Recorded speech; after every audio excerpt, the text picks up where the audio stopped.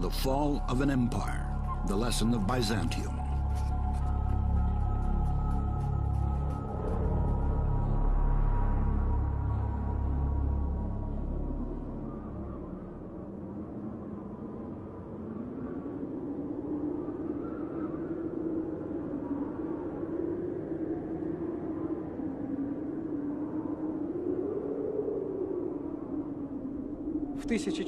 In 1453, the Byzantine Empire fell.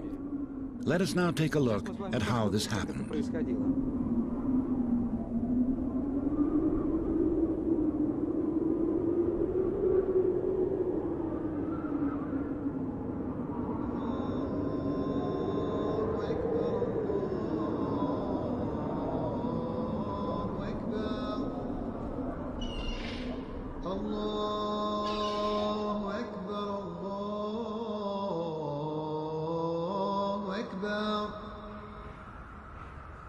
أشهد أن لا إله إلا الله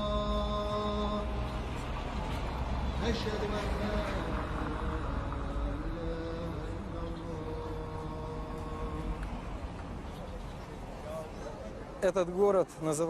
This city was once called Constantinople.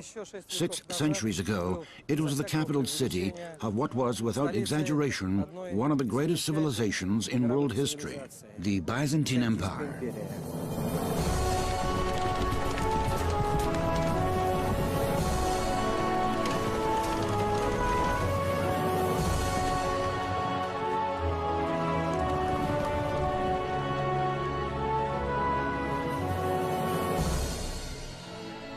A rule by law, something we now take for granted, was created here, based upon the Roman codes in Byzantium 1,500 years ago. A legal system which was to become the basic foundation of all types of laws in most modern governments was the monumental creation of Byzantine jurisprudence during the reign of Emperor Justinian. The system of elementary and higher education first developed in Byzantium. It was here in the 5th century that the first university appeared. The most stable financial system in the history of mankind was created in Byzantium and existed in a nearly unaltered form for over 1,000 years. Modern diplomacy, with its basic principles, rules of conduct, and etiquette, was created and refined here in Byzantium. Byzantine engineering and architectural arts were unrivaled. Even today, famous works by Byzantine masters, while the domes of the Hagia Sophia amaze the world with their technological perfection. No other empire in human history lasted as long as Byzantium. It existed for 1,123 years. In comparison, the great Roman Empire collapsed 800 years after its establishment. The Ottoman Empire fell apart after 500 years. The Chinese Qing or Manchu Empire after 300 years. The Russian Empire lasted 200 years, the British 150 years, the Austro-Hungarian Empire lasted around 100 years. During its zenith, Byzantium was home to 1/6 of the entire world population. The empire stretched from Gibraltar to the Euphrates and Arabia. It encompassed the territories of modern Greece and Turkey, Israel and Egypt, Bulgaria, Serbia and Albania, Tunisia, Algeria, and Morocco, part of Italy, Spain, and Portugal. There were around 1,000 cities in Byzantium, nearly as many as in modern Russia. The capital city's incalculable wealth, its beauty and elegance, amazed all the European peoples, who were still barbarians at the time when the Byzantine Empire was in its apogee.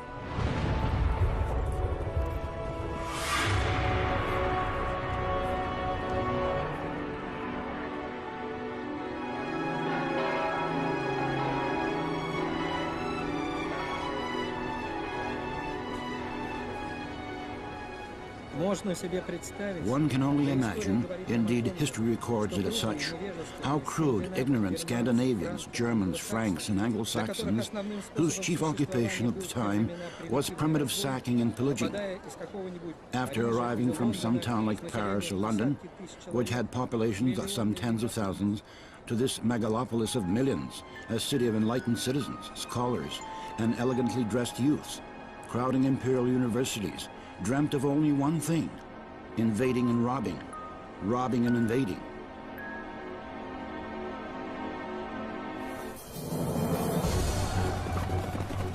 In fact, when this was actually accomplished in 1204 by an army of Europeans calling themselves Crusaders, who instead of freeing the Holy Land treacherously sacked the most beautiful city in the world. Byzantine treasures were carried away in an uninterrupted flow over the course of 50 years.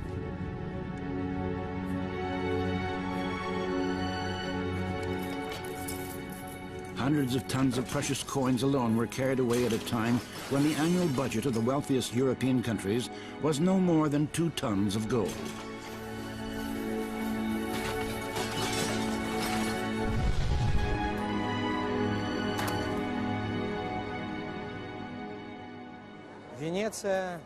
Venice, the Cathedral of St. Mark. All the columns, marble, and precious adornments were stolen at that very time. By the way, those horses are from the imperial quadriga, carried away from Constantinople by the Crusaders.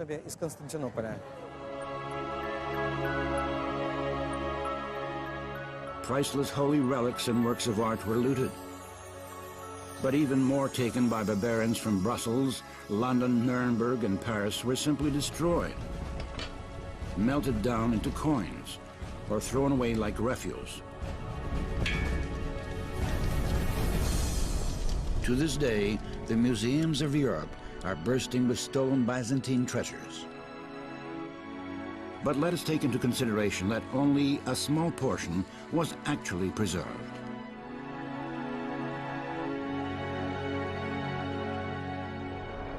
It was during this period of looting that the monstrous modern lending system was created using treasures stolen from Constantinople.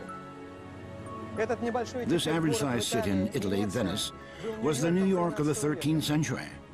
The financial fate of nations was decided here. At first, most of the booty was easily taken by sea to Venice and Lombardy. The Russian word for pawn shop to this day is Lombard. The first European banks began to spring up like mushrooms after a good rain. The English and Dutch, more reserved than their contemporary Italians and Germans, joined the activity a little later, and, with the help of Byzantine riches pouring in, developed that famous capitalism with its inevitable lust for profits, which is essentially a sort of genetic continuation of the sport of military plunder.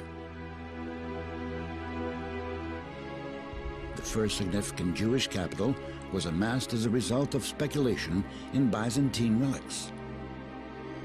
An unprecedented flow of free money caused the Western European cities to grow turbulently and became the decisive catalyst in the development of craft, science, and the arts.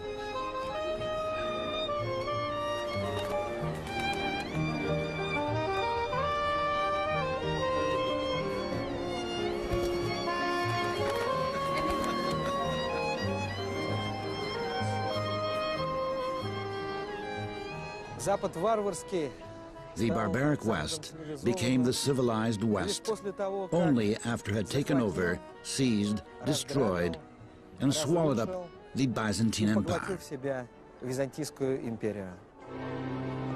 We must admit that our own Slavic forebears were no more well-mannered and also succumbed to the barbaric temptation to get rich quick at the expense of Constantinople's seemingly inexhaustible wealth. However, to their credit, and fortunately for us, their lust for the spoils of war did not eclipse the most important thing. Russians comprehended Byzantium's greatest treasure. This was neither gold, nor expensive textiles, nor even art and sciences. The greatest treasure of Byzantium was God.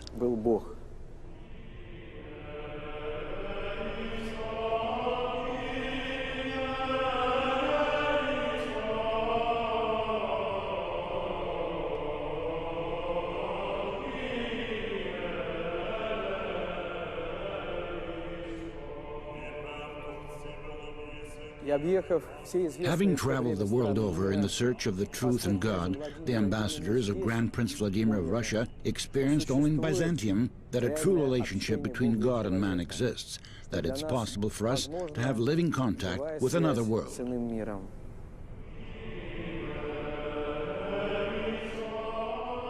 We did not know whether we were in heaven or on earth, said the ancestors of present-day Russians, astounded by their experience of divine liturgy in the empire's most important cathedral, the Hagia Sophia. They understood just what kind of treasure can be obtained in Byzantium. It was upon this treasure that our great forebears founded not banks, nor capital, nor even museums and pawn shops. They founded Rus, Russia, the spiritual successor of Byzantium.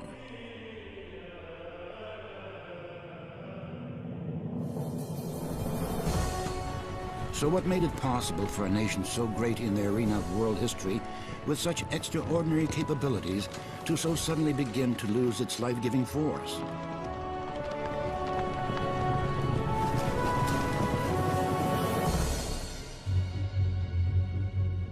What is most interesting is that the problems Byzantium met during its period of decline, aggression from foreign nations, natural disasters, economic and political crises, were nothing new for this over 1,000-year-old government with its proven mechanism for getting out of the most difficult situations. After all, the empire had experienced all these things before and had overcome them. Yes, there were many envious enemies both east and west. There were earthquakes, there were plagues. But it was not these which crushed Byzantium. All of these problems could have been overcome if only the Byzantines had been able to overcome themselves.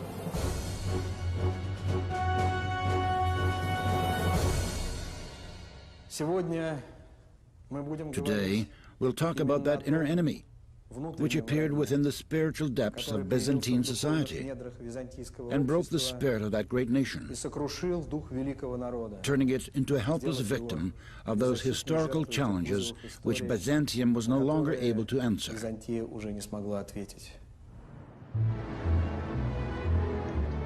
Nowadays, we generally assess a society's well-being according to its economy. Although the word economics and even the science of economics itself hails from Byzantium, the Byzantines themselves never gave it much attention.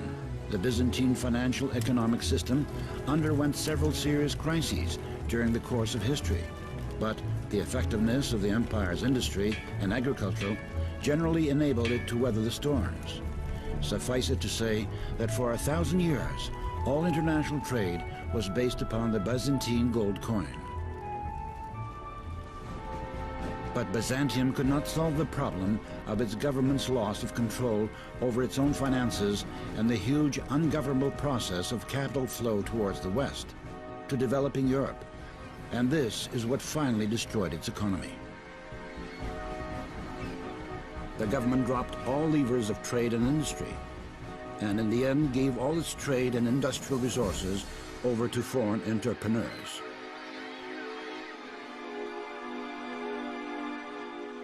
It happened like this. An important financial resource in the country was not gas and oil, as it is now, but customs obtained from the enormous international trade in the Bosphorus and Dardanelles. The Byzantines, who earlier relied solely upon their own capability to govern the country's economics, suddenly began heated discussions about, and finally decided upon, consigning the problems of international trade to their foreign friends, who were more resourceful and ready to take responsibility for the expense of complex transport, armed guards along trade routes, the construction of new ports, and the intensification and development of commercial activities. Western specialists were called in from Venice and Genoa, towns which had grown large on several centuries of Byzantine trade. They were granted duty-free trade and entrusted with the patrol of sea routes along the empire's territory. The West began, by hook or by crook, to lure Byzantium into the formative prototype of unified European trade organizations, and taking advantage of one of the most complicated periods in the life of the empire, succeeded in reaching its aim. Emperor Alexeios Komnenos signed an international trade agreement to the empire's great disadvantage, called the Golden Bulla. This agreement was in actuality deceitful and profitable only to the West. At first, everyone was pleased. The government saved a lot of money that formerly went to its trade and military fleets. Trade increased, and the city shops and markets overflowed with European and Asian products they had never seen before. But this did not come about without a price. After just a few decades, domestic industry and agriculture degraded sharply. All the Byzantine traders either went bankrupt or became dependent upon foreigners. When the country finally realized what was happening, it was too late. The Golden Bulla was annulled, and Emperor Andronicus tried to reverse the flow of money back towards the empire. He confiscated all foreign commercial enterprises, which were draining the government of its last resources. Both he and the country paid dearly for this. He himself was brutally murdered. As for his country, the Republic of Venice, which had by that time become a huge financial oligarchy, hired a whole crusade and sent it back to Constantinople instead of the Holy Land. The Byzantines, who had up till then considered the Crusaders to be, in general, brothers in faith and military allies, were so unprepared for such a treacherous blow that it was unable to organize sufficient defense. In 1204, French, German, and Italian contingents of the Western Allies advanced upon Constantinople and took it over. The city was mercilessly pillaged and put to the torch. At the same time, Venice, considered then to be the stronghold of free enterprise, announced to the whole Western world that it was only restoring disdained law and order and the rights of a free international market. And mainly, it was warring with a regime which denied all European values.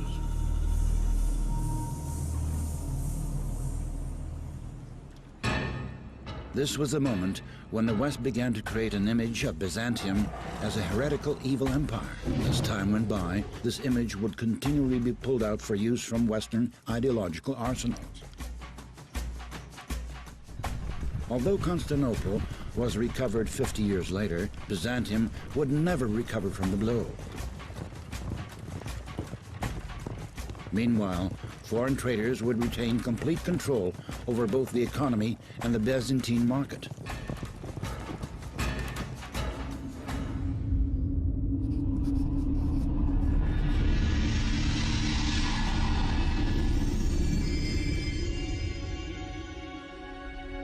Another unresolved problem in Byzantium was corruption and oligarchy. The government warred with them continually and was for a long time quite effective. Bureaucrats and financial schemers who had gone too far were punished and exiled, their possessions completely confiscated and given to the treasury. However, the authorities never really had the strength and resolve to check this evil systematically. Oligarchs gathered whole armies under the pretext of servants and guards and plunged the government into the thick of civil wars. Откуда в Византии вообще взялась олигархия? How did these oligarchs emerge in Byzantium, and why did they become uncontrollable?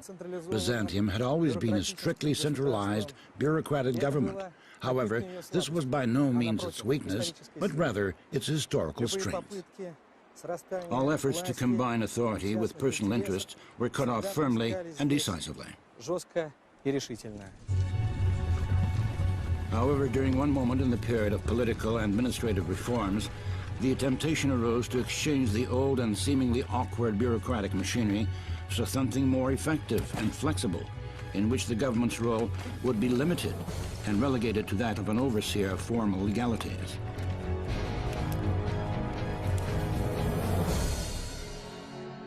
To put it simply, the government, out of good intentions and with its eye upon European experience, in fact willingly relinquished a portion of its strategic monopolistic functions, handing them over to a small circle of families.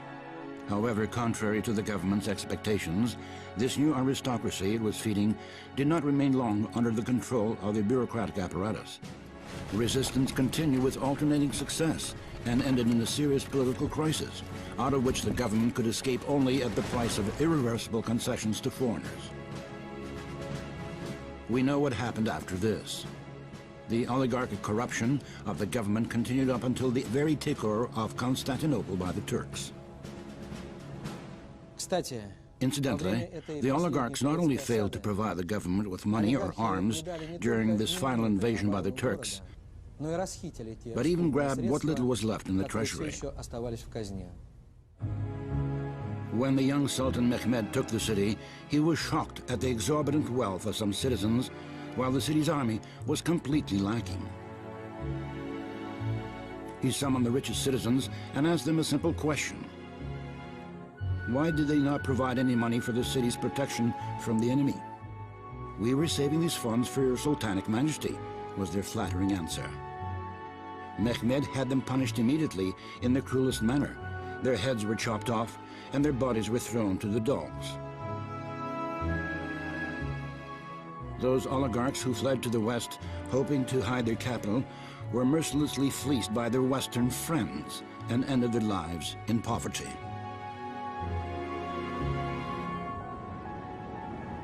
A huge problem of the Byzantine government during the period of decline was its frequent change in political direction, which could be called a lack of stability and succession in governmental powers. With each change of emperors, the empire's direction would often change drastically. This weakened the country severely and cruelly exhausted the population. Политическая стабильность Political stability is one of the most important conditions for a strong state. This was the testament of the great Byzantine emperors. However, they began to disregard this testament. There was a period when a new emperor was in power every 4 years, on the average. Could it have been possible under such conditions for the country to undergo a revival or complete any large-scale state projects? Projects which would have required many years of systematic effort. Of course, there were also very strong emperors in Byzantium. One example was Basil II, who was, by the way, Grand Prince Vladimir's godfather. He took on the empire's rule after a serious crisis. The country had been practically privatized by oligarchs.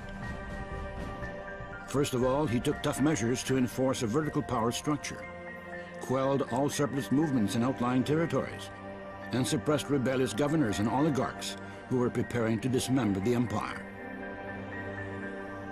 Then he purged the government and confiscated huge sums of stolen money.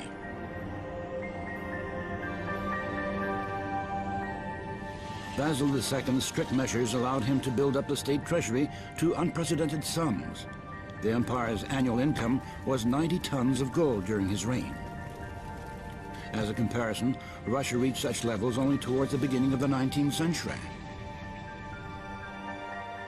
Basil significantly weakened the mighty regional oligarch magnates.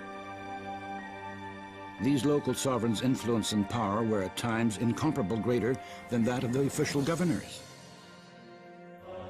Once, during a military campaign, the Asia Minor magnate Eustathios Malenos demonstratively invited Emperor Basil and his troops to rest at his estate, and was easily able to accommodate this huge army until they had sufficiently recuperated. This oligarch seriously hoped to influence the country's fate. He began his intrigues, then moved his own puppet candidate forward to the upper levels of authority. Later, he would pay dearly for this. All of his vast property was confiscated, and he himself was sent to one of the most distant prisons in the empire. Другой мятежный магнат. After the rebellion of another magnate, Bardos Skleros, was put down, Skleros even advised Basil II, in a candid discussion, to exhaust the magnates with taxes, special taxes, and governmental service, so that they would not have time to get so rich and powerful.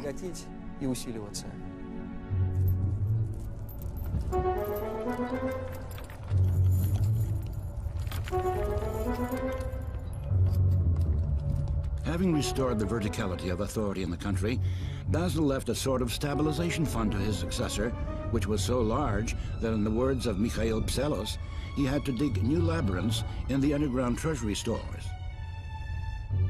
The National Reserve was designated first of all for military reforms and the organization of a professional, capable army.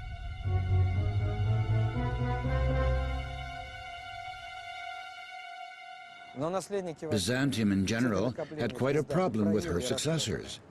Although the Byzantines were the greatest specialists in the world in the area of royal succession, they did not have the principle of inheritance to the throne.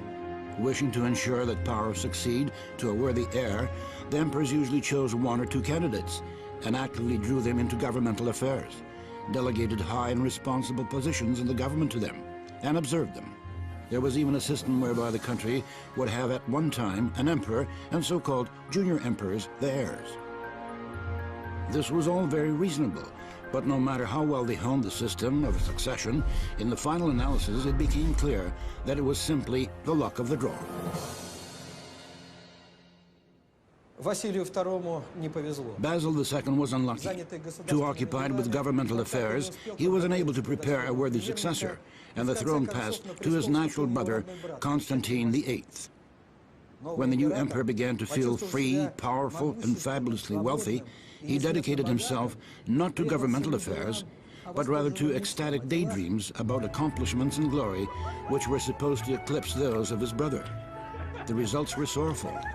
Under the aegis of the dreamer in Porphyry, the cynical ruling elite quickly lost the obedience and discipline cultivated by Basil II, and immersed themselves in power struggles with renewed vigor.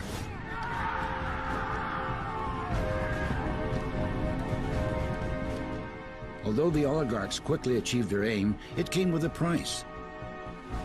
If Basil II punished insubordination by confiscation of property, or in extreme cases by blinding, a punishment not uncommon during the Middle Ages, his successor, the hysterical Constantine, during fits of anger, castrated half of his contemporary Byzantine administrative elite.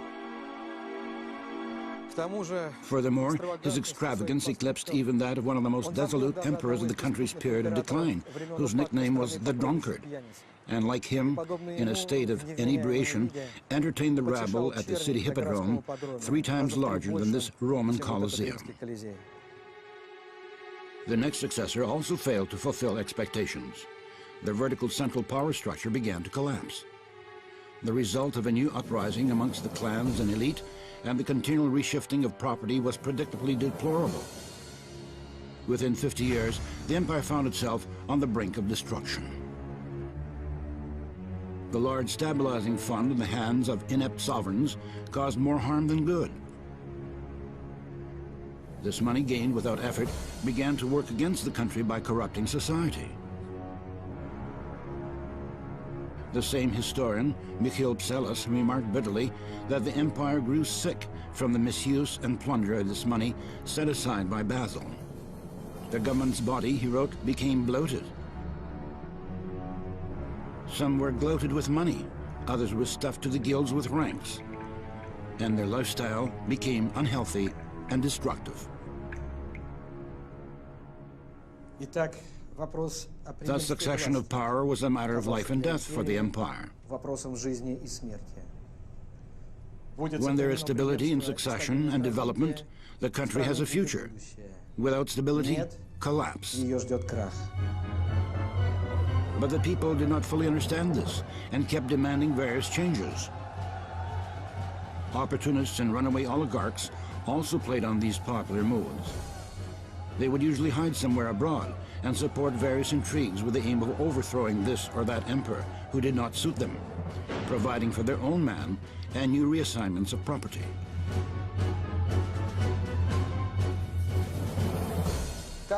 Such an individual was a certain Bessarion, a mediocre scholar, unprincipled politician, and ingenious intriguer of the 15th century who fled Byzantium for Rome and received there political asylum. Bessarion coordinated the entire opposition in Constantinople and caused no small headache to the government. He went on further to become a Catholic cardinal. He bought himself a house in Rome.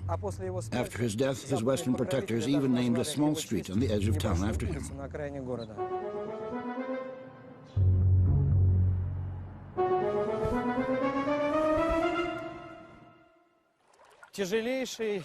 Another serious and incurable disease, never before a problem in Byzantium, also developed: the question of nationality.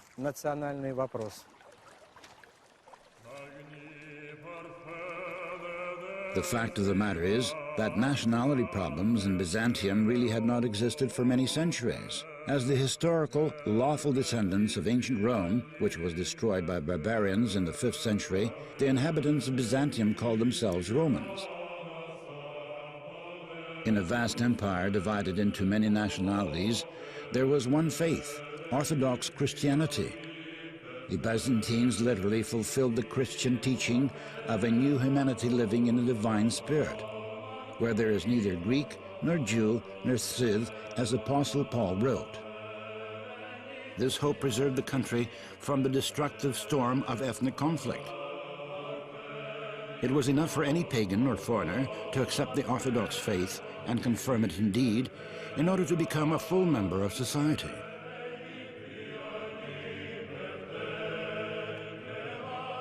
On the Byzantine throne, for example, were almost as many Armenians as there were Greeks. There were also citizens of Syrian, Arabian, Slavic, and Germanic origin. Amongst the higher ranks of government were representatives of all peoples in the empire. The main requirements were their competence and dedication to the Orthodox faith. This provided Byzantine civilization with incomparable cultural wealth.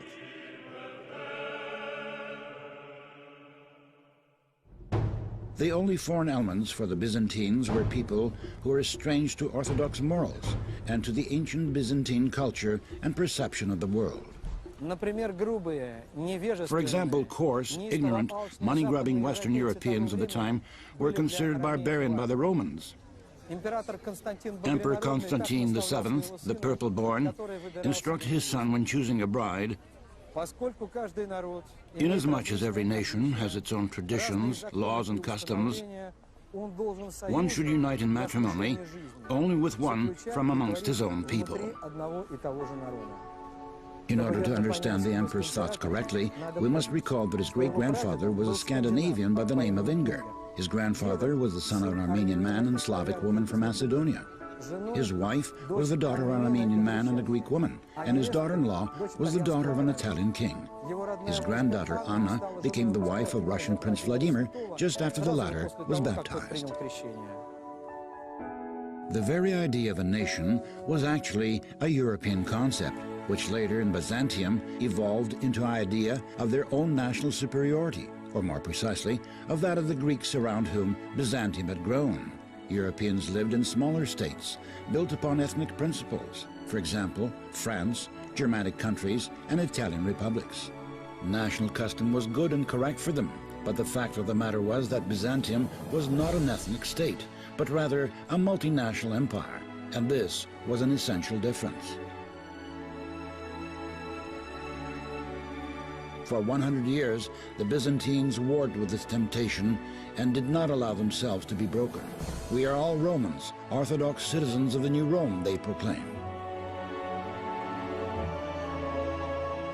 It must be noted that all this unfolded at the very beginning of the epoch called by historians the Renaissance, the worldwide creation of a nationalistic Hellenic Greek pagan ideal. It was understandably difficult for the Greeks not to be tempted by this Western European Renaissance and the European fascination with the culture of their great ancient Greek ancestors.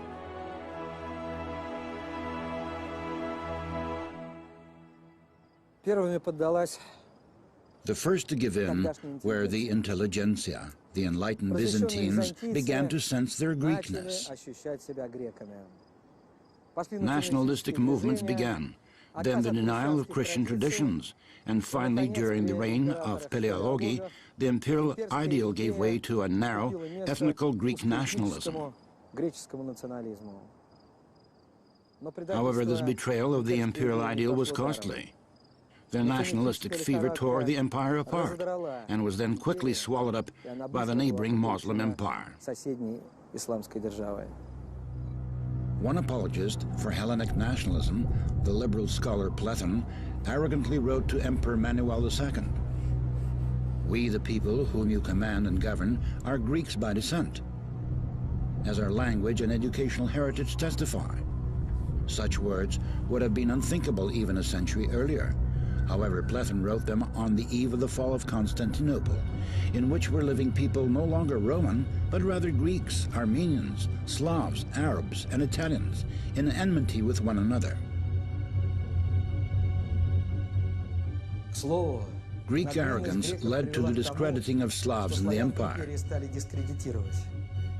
Byzantium thereby estranged the Serbs and Bulgarians, who could have provided real help in the struggle with the Turks. The result was that the peoples of the once united Byzantium began to be at enmity with one another. The West did not miss the chance to take advantage of this new problem. It began to forcefully convince the Serbs and Bulgarians that the Greeks had been suppressing their national identity for centuries. Several real revolutions were provoked, and finally, with the help of economic and military forces, the West insisted upon the Serbs and Bulgarian separation from Byzantium and unification with Latin Europe. These nationalists took to bait, exclaiming suddenly, "We are also Europeans." The West promised them material and military aid, but of course deceived them, instead throwing them cynically before themselves as a buffer along the warpath of the Turkish hordes. The Balkan states, so loyal to the West, found themselves under the cruel Turkish yoke for many long centuries, and Byzantium was no longer able to help.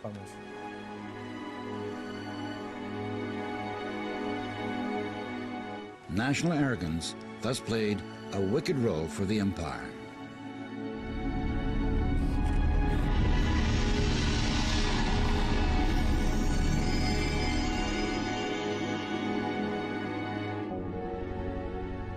Another great problem was the gradual loss of control over the far-flung provinces. The contrast between the provinces and the satiated wealthy capital, Constantinople, which lived for the most part at the expense of these impoverished areas, became very sharp. At the beginning of the 13th century, the Byzantine writer Mikhail Khoniat wrote to the capital's inhabitants in bitter reproach. "Do not all the riches flow into the city as rivers into the sea? But you do not wish to take a look at the towns around you, who await some fairness from you. You send them one tax collector after another, with brutish teeth, in order to devour their last morsels. You yourselves remain in your city to enjoy your peace and extract the riches."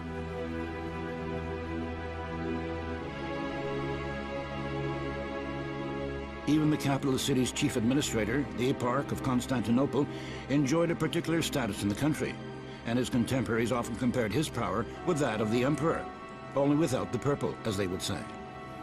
One such eparch once became so furiously involved in the building of high-rise buildings in the capital that he could only be stopped by a special imperial order forbidding the construction of buildings over 10 stories.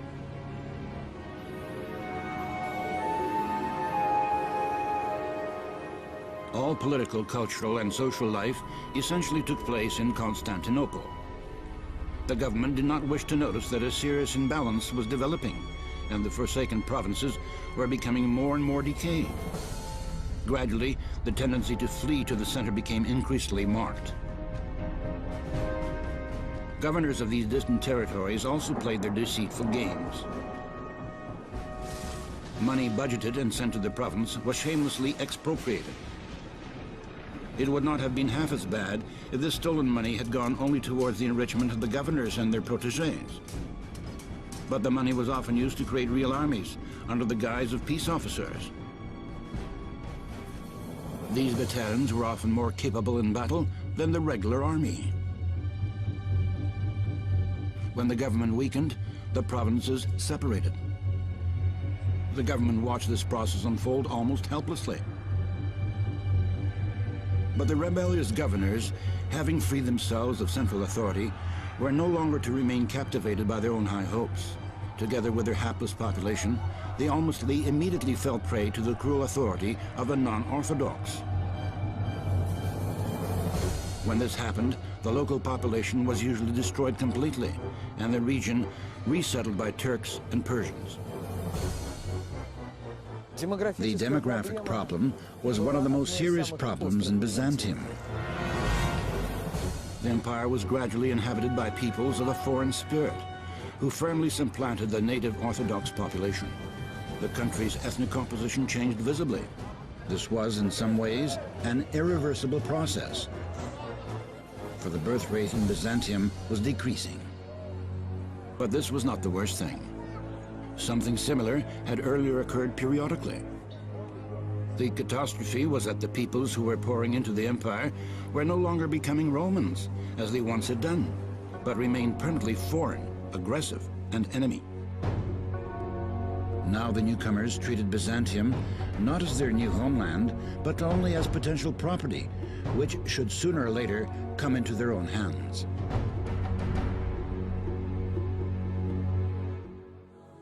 This happened also because the empire refused to educate the people, a concession it had made to the new Renaissance-era demagogy declaring state ideology to be a violation of the individual.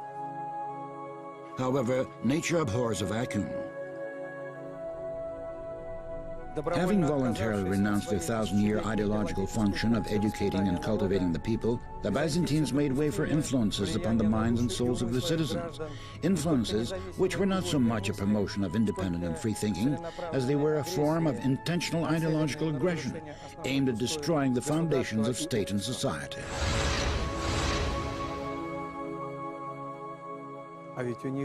But the Byzantines had amazing, incomparable experience.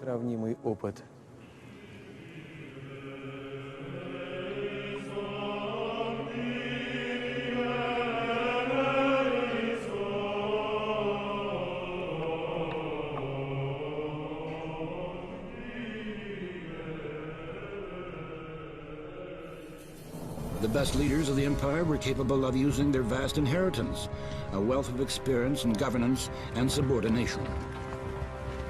As a result of this acumen, cruel barbarians, after partaking of the great Christian culture, became the most reliable allies, received grandiose titles and vast estates, were numbered among the highest ranks of government service, and fought for the interests of the empire in the furthest stretches of its territory.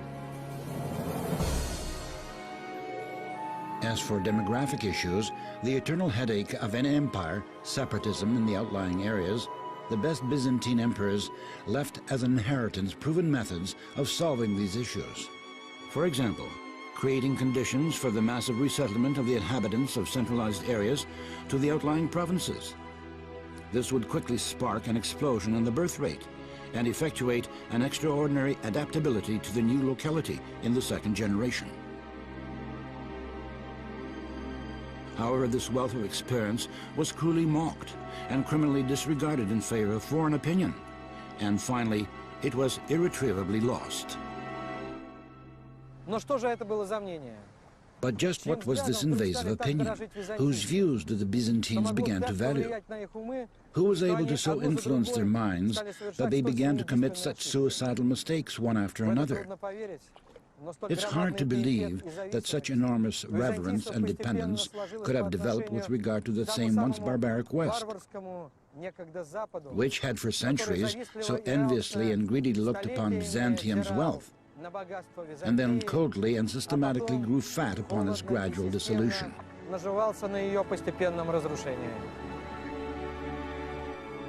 Byzantium was a unique state which differed from both the East and the West. Everyone recognized this fact. Some were exhilarated by it. Others hated this independence, while others felt oppressed by it. Be this as it may, Byzantium's difference from the rest of the world was an objective reality.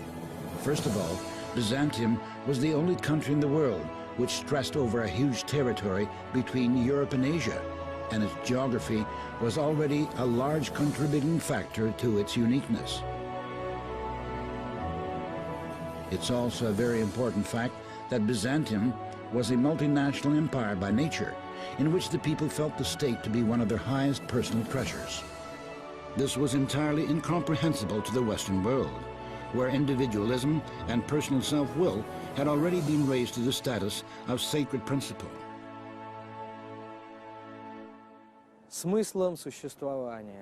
Byzantium's soul and its meaning of existence was orthodoxy, the unspoiled confession of Christianity, in which no dogmas had changed essentially for 1,000 years.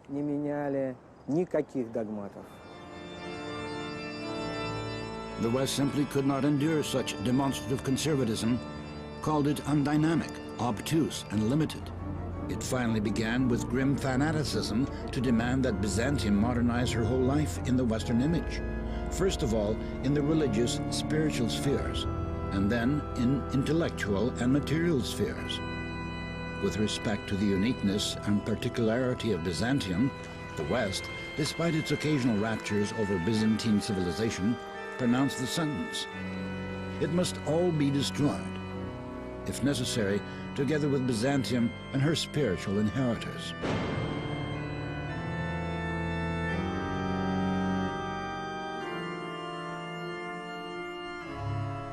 Неплохой орган. Not a bad organ, also invented and created in Byzantium. In the 9th century, it was brought here to Western Europe, and from that time on, as you see, it has taken root.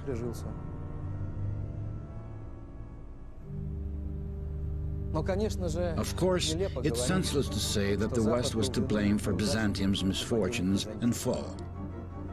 The West was only pursuing its own interests, which is quite natural.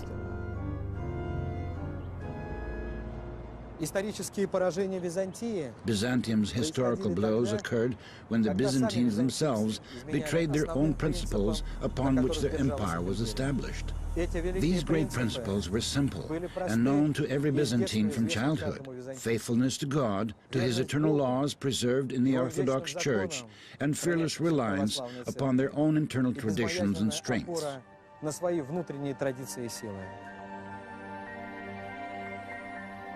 For hundreds of years, Byzantine emperors, both wise and not so wise, successful governors and inept commanders, saints on the throne and bloody tyrants, when faced with a fateful choice, knew that by following these two rules, they ensure their empire's ability to survive.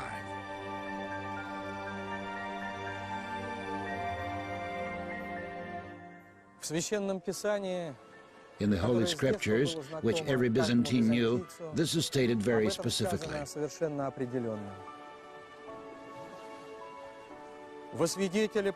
I call heaven and earth to witness before you this day. I have offered you life and death, blessing and curse. Choose life, that ye may live, and your descendants also.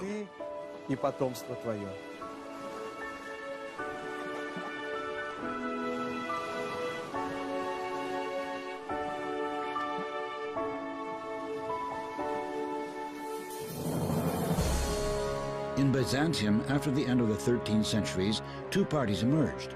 One called for reliance upon the country's internal strengths, to believe in them unconditionally, and to develop the country's colossal potential. It was prepared to accept Western European experience discriminately, after a serious test of time, but only in those cases where such changes would not touch the fundamental basics of the people's faith and state politics. The other party, pro-Western, whose representatives pointed to the indubitable fact that Europe is developing more rapidly and successfully, began to proclaim more and more loudly that Byzantium has historically exalted itself as a political, cultural, and religious phenomenon, and to demand a root-level reworking of all state institutions in the image of the Western European countries.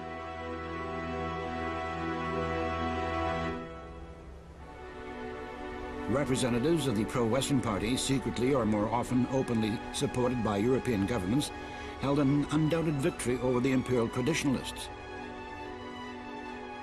Under their guidance, a series of important reforms took place, including those economic, military, political, and finally ideological and religious. All of these reforms ended in total collapse and led to such spiritual and material destruction in the empire that it remained absolutely defenseless before its eastern neighbor, the Turkish Sultanate. First of all, the pro-Western party began to re-evaluate its fatherland's history, culture, and faith. However, instead of healthy criticism, they offered only destructive self-abnegation. Everything Western was exalted, and everything of their own was held in contempt. Byzantine history was distorted, faith and tradition were mocked, and the army was degraded. The whole of Byzantium began to be painted as a sort of universal monster. The wealthy Byzantine younger generation no longer studied in its own country, but rather left to study abroad. The best minds of Byzantine science emigrated to the West. The state ceased to give them the proper attention. Emperor Theodore II foretold, "Rejected science will become our enemy and will take up arms against us. It will either consign us to destruction or turn us into barbarians." I write this in a state of gloomy melancholy.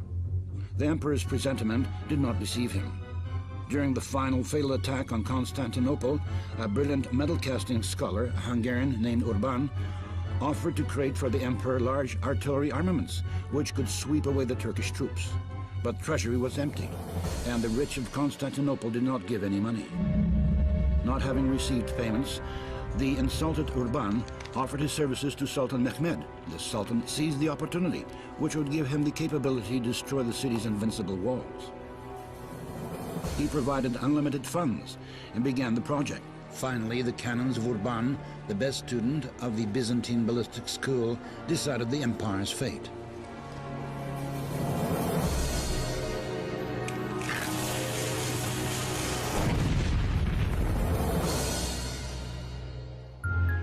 Western reforms in the military along Western lines had begun long before this.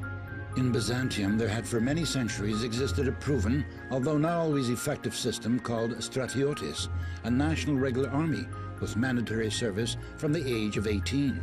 With time, the Byzantine army underwent serious changes. An army of a new type required significant capital.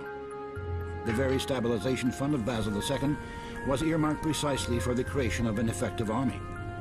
The fund, as we recall, was squandered, while decisions were made to totally revamp the army according to the image of a Western professional one. At that time, the Byzantine mind was captivated by the image of Western knights, all nailed into suits of armor, the latest achievement of contemporary military industry. My Byzantines are like clay pots. One emperor commented contemptuously about his warriors, but the Western knights are like iron kettles. To be brief, as a result of the reforms, they took apart the regular army, but never built a professional one. In the final analysis, they took the course of forming a bloc with the West within the framework of a new military political union. In practice, this meant that during the most critical periods of war, they were forced to resort to a professional army, but not of their own, to a mercenary one. What it means to have a mercenary army, how loyal and capable it is, the Byzantines learned from bitter experience.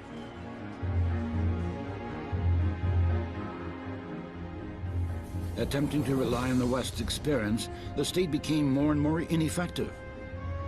Even so, they stubbornly sought salvation in a new imitation of Western examples. The final and most devastating blow to Byzantium was the ecclesiastical union with Rome. Formally, this was the submission of the Orthodox Church to the Roman Pope for a purely practical reason. One after another aggressive attack from foreign nations forced the country to make the choice, either to rely on God and their own strengths, or to concede their age-long principles upon which their state was founded and receive in return military and economic aid from Latin West. And the choice was made. In 1274, Emperor Mikhail Palaiologos decided upon a rude concession to the West. For the first time in history, ambassadors from the Byzantine Emperor were sent to Lyon to accept the supremacy of the Pope of Rome. As it turned out, the advantages the Byzantines received in exchange for their ideological concession were negligible. The pro-Western party's calculations not only were unjustified, they collapsed. The union with Rome did not continue for long. The Greco-phile Pope Leo IV, who had drawn Byzantium into the union out of better intentions, died soon after the union was concluded, and his successor turned out to be of a completely different spirit. The interests of the Latin West were first on his list. He demanded that Byzantium change completely, that it remake itself in the image and likeness of the West. When these changes did not happen, the Pope excommunicated his newly baked spiritual son, Emperor Mikhail Palaiologos, and called Europe to a new crusade against Byzantium.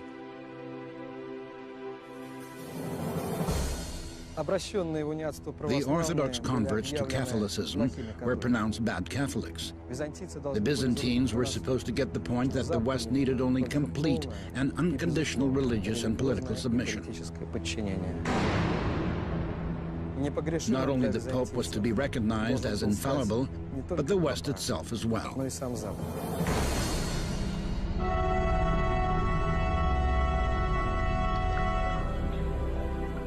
Another terrible loss from betrayal of the faith was the loss of trust amongst the people and the government.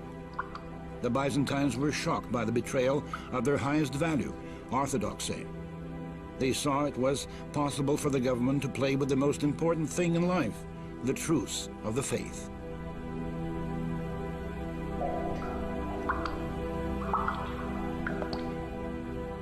The meaning of the Byzantines' existence was lost. This was the final and main blow which destroyed the country. And although by far not all accepted the union, the people's spirit was broken. In place of the former thirst for life and energetic resolve to action, there appeared a terrible general apathy and fatigue. The people no longer wanted to live. Этот ужас порой случается в истории с отдельными. This horror has happened during various periods in history, with various peoples and with entire civilizations. This is how the ancient Hellenic people died out, amongst whom an inexplicable demographic crisis occurred during the first centuries of AD. People did not want to live. They did not want to continue their generation. The rare families that did form often had no children. The children who were born died from lack of parental care. Abortions became common practice. The darkest occult and Gnostic cults came aggressively to the forefront, cults characterized by hatred for life.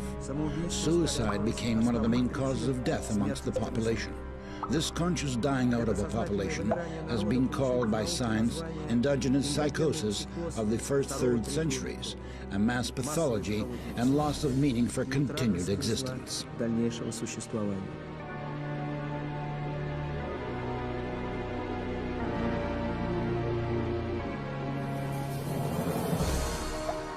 Something similar happened in Byzantium after the conclusion of the Union. The crisis in state ideology led to total pessimism. Spiritual and moral decline began to take over, along with unbelief, interest in astrology, and the most primitive superstitions. Alcoholism became a true scourge of the male population.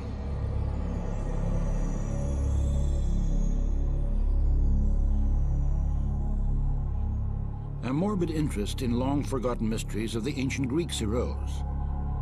An intelligentsia fascinated with neo-paganism consciously and cynically destroyed the foundations of Christian faith in the people. Processes of depopulation and family crises ensued. Out of the 150 Byzantine intellectuals known to us to have lived during the late 14th, early 15th centuries, only 25 had families of their own. This is only a small part of what came to Byzantium due to the decision amongst the elite to sacrifice higher ideals for the sake of practical advantages. The soul collapsed. In a great nation who had given the world grandiose examples of flights of spirit, now reigned unbridled cynicism and squabbles.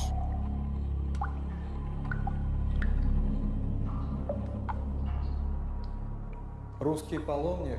One Russian pilgrim wrote bitterly during the mid-14th century, "Greeks are those who have no love."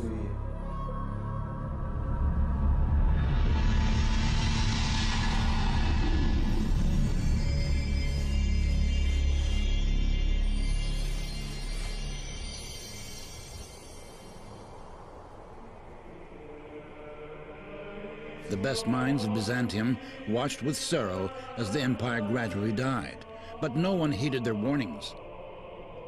The high-profile statesman, Theodore Metochite, who saw no salvation for Byzantium, wept over the former greatness of the Romans and their perished happiness. He lamented the empire wasted by illnesses, easily succumbing to every attack by its neighbors, and become the helpless victim of fate and eventuality.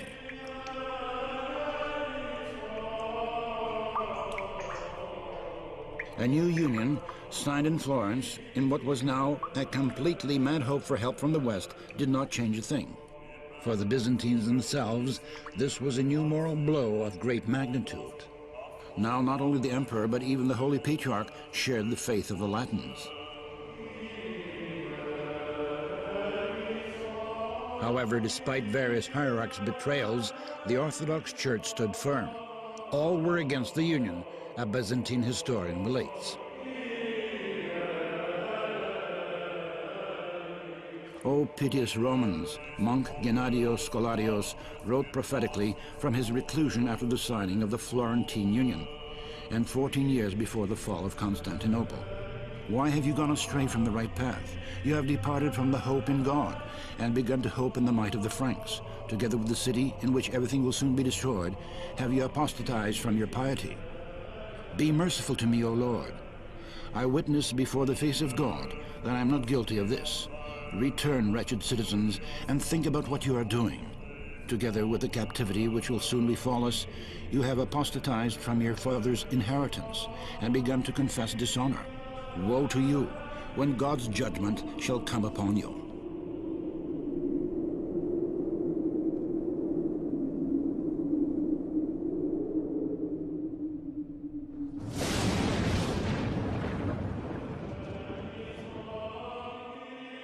The words of Gennadios Scholarios came true to the letter, and he himself was to carry the unbearably heavy cross of a bitter patriarchate.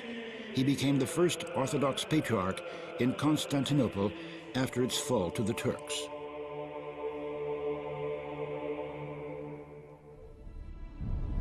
The fatal year of 1453 was approaching. In April, Sultan Mehmed, still a very young man of 21, about the age of a college sophomore in today's Istanbul, attacked Constantinople. The Sultan was absolutely delirious with the idea of taking the Romans' capital. His elder counselors, viziers, one of whom was a secret agent from Byzantium, persuaded him to cancel the attack, saying that it was too dangerous to battle on two fronts, for all were certain that battalions from Genoa and Venice would arrive any minute. But the Sultan turned out to be a disobedient pupil. The promised help from Europe, of course, did not arrive.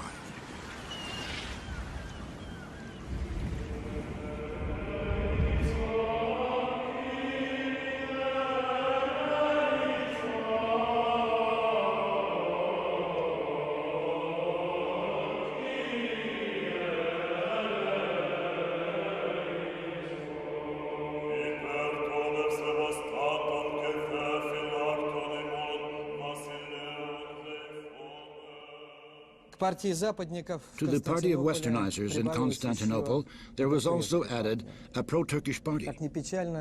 Sad as it may be, there was no true Byzantine imperial party amongst the politicians. The Turkish party was headed by the first minister and admiral, Grand Duke Notaras.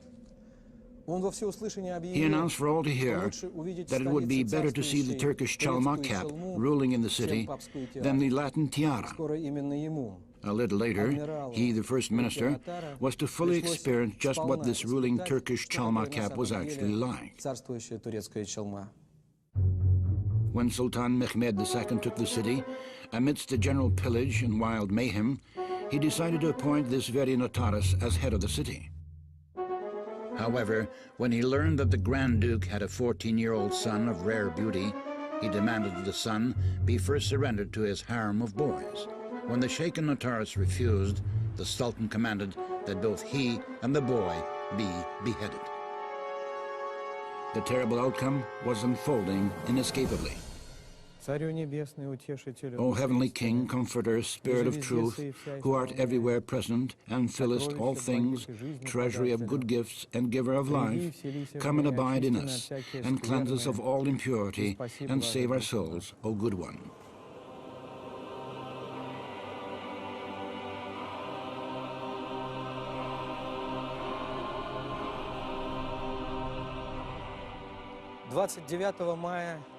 May 29, 1453, after a siege lasting many months and resisted heroically by the city's defense forces, the Turks were able to break through the upper wall. The defense forces, frightened, turned to flight. The last Byzantine emperor, Constantine Palaiologos, remained alone, abandoned by all. Holding his sword and shield, the emperor exclaimed, "Is there not a Christian who might take off my head?" But there was no one to answer. The enemy surrounded him, and after a brief siege, the Turks standing behind the sovereign killed him убил with a knife in the самодержца back. ударом в спину.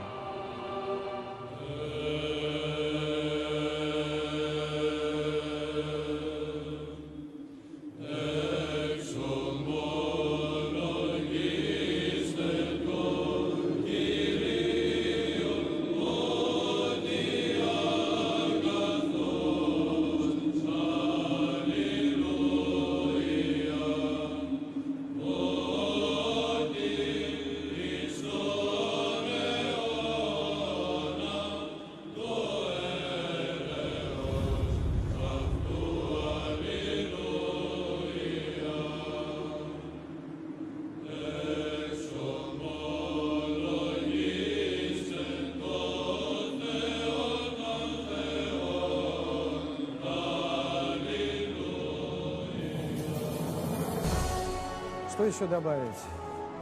What more is there to Здесь say? живет совершенно Now иной completely народ, different people are living here, with царят different laws иные and morals. законы, иные нравы.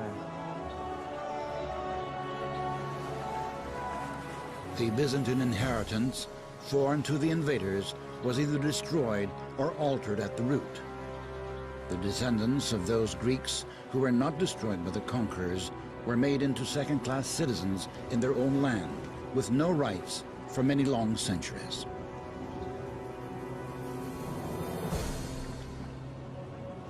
Мстительная ненависть Запада к Византии The West's vengeful hatred of Byzantium and her successors is entirely inexplicable to the West в itself. каком-то It глубочайшем goes to some deep уровне, genetic level, and, as paradoxically as this may seem, continues even to the present day. Without an understanding of this amazing but undeniable fact, we risk misunderstanding not only distant history, but even historical events of the 20th and 21st centuries. В нашей стране до In Russia, революции before the revolution, велись серьезные serious исследования research on Византии. Byzantium was conducted. However, the necessary conclusions were not drawn from purely theoretical knowledge. During the first decades of Soviet government, research in Byzantology was cut off and then officially banned. More than that, just in case, the Bolsheviks repressed all Byzantologians remaining in Russia. Only a few were able to flee abroad. Исследования по Research in византологии в нашей Byzantology стране was были reopened in Russia возобновлены by a decision from the highest government levels. In 1943, at Stalin's orders, the Institute of Byzantology was created, and a corresponding department in the Moscow State University was opened. Казалось бы, 43-й Was there год, no other time than что не нашлось другого 1943 to времени? open such an institute? Да нет. It is simply that the former seminarian, Joseph Dugashvili, finally understood from whom they should be У кого studying надо history. учиться истории.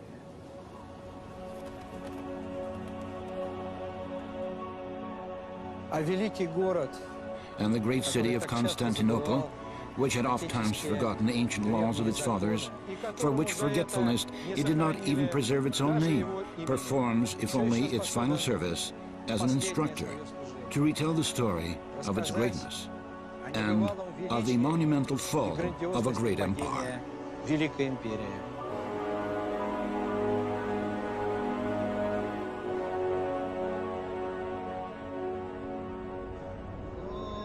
الله أكبر